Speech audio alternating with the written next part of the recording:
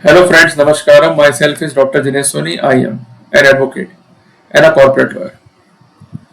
Today we will discuss an important topic concerning speedy trial or expedient trial concerning Prevention of Corruption Act.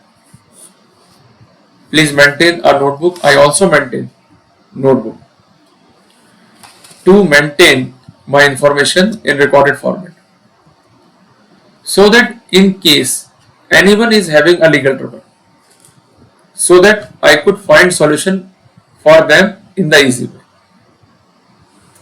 So you have to change your pattern. We have to update our information or knowledge on the subject so that we could easily contest our case on merits without having any panic or worry. First of all, we have to note down the problem. One of my viewer submitted that he is having a case under PC Act. The case is pending since a considerable period of time, but there is no active progress in the case. Even charge is not framed. He wants a practical solution, and that's why I am going to give all of you the solution to that practical problem. For this, we have to note down certain points that might help you. Number one, speedy trial concept is also defined under the Prevention of Corruption Act. As we know that by the virtue of amendment in the Prevention of Corruption Act, subsection 4 is inserted in section 4. And even by the virtue of amendment, it is specified that in section 4 of the Principal Act, subsection 4 shall be substituted with the following. So, the effective protocol is inserted so that the right to get a speedy trial could be provided to the concerned accused facing trial since a considerable period of time. Please be noted. First of all, we have to understand the theoretical perspective so that I could explain you the modus in case you are having a trouble to get a speedy trial. The protocol says that notwithstanding anything contained in CRPC. So, if anything contained negative in CRPC, CRPC is now replaced with B and SS. So, if anything negativate any proceeding in the CRPC, even though the trial of an offence shall be held as far as practical on day-to-day basis, that is the primary protocol, and an endeavour means effort shall be made to ensure that the said trial is concluded within a period of 2 years.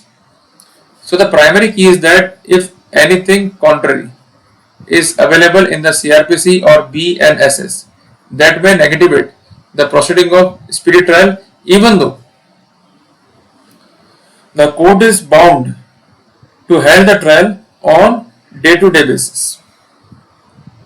An endeavour means practical efforts shall be made to ensure that the trial is to be concluded within a period of 2 years.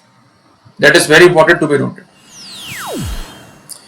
Provided that where the trial is not concluded within the set period, then what to do? The special judge shall record the reasons for not having done so. So basic problem with our criminal system is that the defense lawyer used to take the adjournments, and apart from that the prosecution failed to produce the witnesses on time, resulted in the delayed proceeding. As we know that justice delay means justice denied. So to provide the effective and time-bound justice, the said protocol is inserted. So by the bare perusal of protocol, it is quite clear that the trial is to be held on day-to-day basis, means no adjournment is to be given. And if the judge is going to adjourn the proceeding, the specific reasons with corroboration is required to be recorded. And apart from that, he shall do the practical efforts to conclude the trial within a period of 2 years. Apart from that, if the trial is not concluded within a period of 2 years. In that scenario, the judge shall record the reasons. So we could say that in this way, the concerned judge is also accountable not to held the proceeding in time-bound manner. There is another proviso which says that provided further that the said period may be extended. So basically it is concerned with the extension by such further period. But for this, reasons are to be recorded in writing. So at inception it could be extended for a period of 6 months at a time. So however, the said period together with such extended period shall not exceed 4 years in aggregate. So it can be extended. At one time it can be extended up to 6 months, but in whole it cannot be extended beyond 4 years.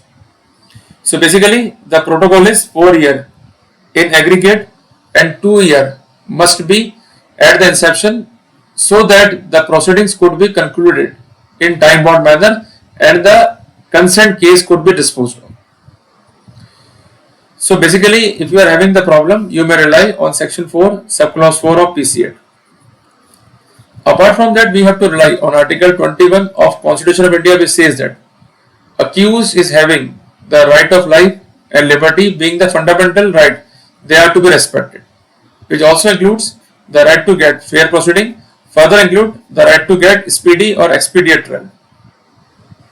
And apart from that, we are having multiple judgments of Honorable Supreme Court and Honorable High Court wherein it is specified that if the trial is not going to be happened in the speedy manner and if the accused or prosecution is willing, in that scenario, time bound direction can be given as per mandate.